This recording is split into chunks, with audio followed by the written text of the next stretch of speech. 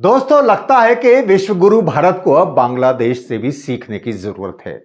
जी हां, बांग्लादेश के आम चुनाव में दो हिंदुओं समेत चुने गए 4 अल्पसंख्यकों में से 2 को मंत्री बनाया गया है।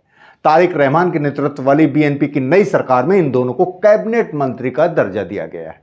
हालांकि यह संख्या पहले के मुकाबले कम है, लेकिन ऐसे समय में जब बांग्लादेश पर हिंदुओं समेत अल्पसंख्यकों पर हमले के अत्याचार के आरोप लग रहे हैं, उसमें यह बहुत अहम है। यह इसलिए भी अहम है कि भारत की सत्ताधारी पार्टी बीजेपी किसी मुस्लिम को मंत्री बनाना तो दूर, लोकसभा चुनाव में टिकट तक नहीं देती। यही नहीं, वहां स्पीकर के लिए चल रहे नामों में भी हिंदू सांसद का नाम चल रहा है। आपको बता दूं कि बांग्लादेश के कुल 299 सदस्यों वाली संसद में जीते हिंदू और अल्पसंख्यक समुदाय के 4 उम्मीदवार बांग्लादेश नेशनलिस्ट पार्टी बीएनपी के सदस्य हैं।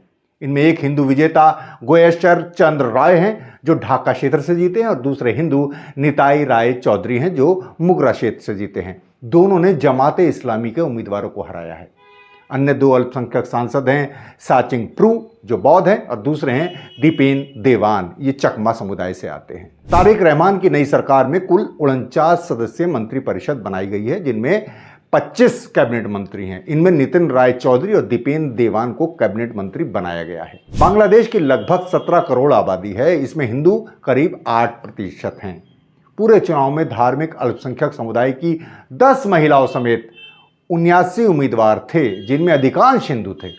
बीएनपी समेत कई दलों ने अल्पसंख्यक उम्मीदवार उतारे। सबसे ज्यादा 17 अल्पसंख्यक उम्मीदवार कम्युनिस्ट पार्टी ने उतारे। इतना ही नहीं, कट्टरवादी माने जाने वाली जमाते इस्लामी ने भी इतिहास में पहली बार एक हिंदू उम्मीदवार कृष्ण नंदी को अपना उम्मीदवार बनाया। हालांकि वे चुनाव हार गए।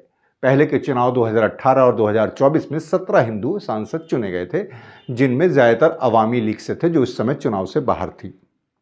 कुल मिलाकर आज के समय में इतनी उथल पुथल के बीच हुए बांग्लादेश के चुनाव भारत और भारत में नफरत की राजनीति करने वालों के लिए एक सबक हैं कि वे बांग्लादेश से भी कुछ सीख सकते हैं।